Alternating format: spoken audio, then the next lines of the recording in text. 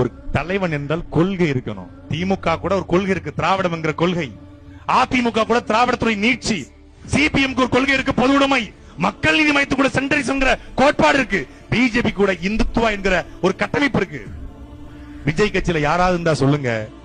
அதே போல ரொம்ப தெளிவா தன்னுடைய கொள்கையில முன்னிச்சார்.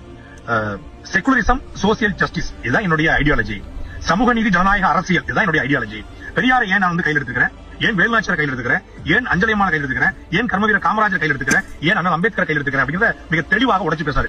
சமூக நீதி, சமத்துவம், சகோதரத்துவம் தான் ஒட்டுமொத்தமான எல்லா கட்சியோட கொள்கையா இருக்கு. ஆனா கொள்கையை உள்ள வச்சுக்கிட்டு வெளியே நடக்கிறது ஒண்ணா இருக்கு. நம்ம அப்படி நம்ம வெளிப்படையா பிராங்க உடைச்சு பேசிடுவோம் அப்படின்னு சொல்லி உடைச்சு பேசினாரு.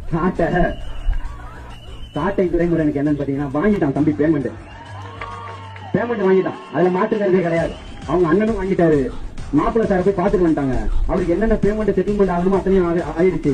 தலைவர் தளபதி அவர்கள் கட்சியை ஆரம்பித்த உடனேயே மானம், வெக்கம், சூடு, சொரணை எதுவுமே இல்லாம நான் தமிழ்நாட்டுல தனிச்சுதான் நிற்பேன்னு சொன்ன அவங்களுடைய தலைவர் அண்ணன் அந்த புடுங்கி சொன்னாரு, என்னுடைய தலைவர் தளபதியோட மட்டும்தான் கூட்டணி.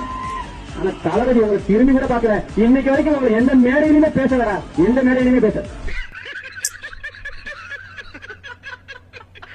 14 வருஷமா 14 கொள்கை தலைவரை வச்சுக்கிட்டு இருக்கிற உனக்கு கொள்கைனால என்னன்னு தெரியாது. இருக்கக்கூடிய எதிரான வேட்பாளர்கிட்ட காசு வாங்கி நக்கி பிழைக்கக்கூடிய வேலையை பார்த்துக்கிட்டு இருக்க ஒரு ஈனப்பிறவி நீயே.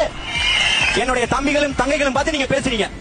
காசுக்காக ஈனத்தனமான வேலைகளை செய்யக்கூடிய நாம் தமிழர் கட்சிக்கு ஒன்னே ஒன்னு தெரிவிச்சுக்கிறேன். எங்களுடைய கைகளையும் வாய்களையும் எங்கள் அண்ணன் பூட்டி வச்சிருக்கிறாரு. ஒரே ஒரு கண்ணசைவு கொடுத்தா காணாம போயிடும். நாம் தமிழர் கட்சி தமிழக வெற்றி கழகம் அதை முன்னெடுக்கும். பாத்துக்கங்க.